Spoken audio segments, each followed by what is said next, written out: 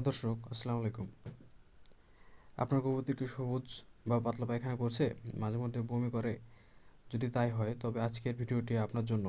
কারণ আমি আপনাদের দেখাবো কিভাবে ঘরে বসেই সহজ কিছু উপায়ে আপনার কবুতরের এই সমস্যার সমাধান করতে পারেন।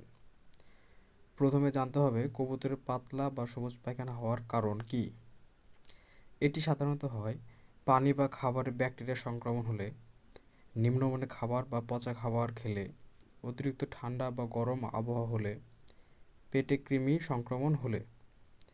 যদি আপনার কবুতরের এই সমস্যা হয় তাহলে প্রথমে কিছু সহজ বা প্রাথমিক চিকিৎসা শুরু করবেন।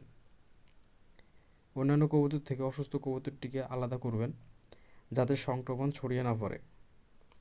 পরিষ্কার পানি খাওয়াবেন, হালকা খাবার দিবেন, যেমন ভেজানো চাল বা নরম ভুট্টা দিতে পারেন যেন হজমের সমস্যা না হয়।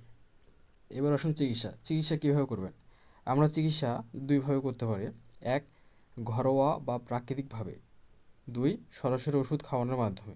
তো দর্শক, আজকে আপনাদের দেখাবো কিভাবে সরাসরি ওষুধ খাওয়ানোর মাধ্যমে আপনার অসুস্থ কবুতরটিকে সুস্থ করতে পারেন। আপনারা নিকটস্থ ফার্মেসি থেকে ইমোটিল এই ক্যাপসুলটি নেবেন। স্ক্রিনে দেওয়া ছবি দেখে ক্যাপসুলটি নেবেন। আপনারা 10 ml সিরিজের 5 বা 6 সিরিজ পরিমাণ পানি নেবেন। এরপর একটি ক্যাপসুল সম্পূর্ণরূপে দিয়ে ভালোভাবে মিশাবেন। মেশানো পানিটি 10 ml পরিমাণ এক সিরিজ খাওয়াবেন অসুস্থ কবুতরটিকে। 10 ml পরিমাণ এক সিরিজ খাওয়াবেন অসুস্থ কবুতরটিকে দিনে 3 বার করে। এভাবে আপনারা 2 দিন খাওয়াবেন, সাথে খাবার ওর স্যালাইনটাও খাওয়াবেন।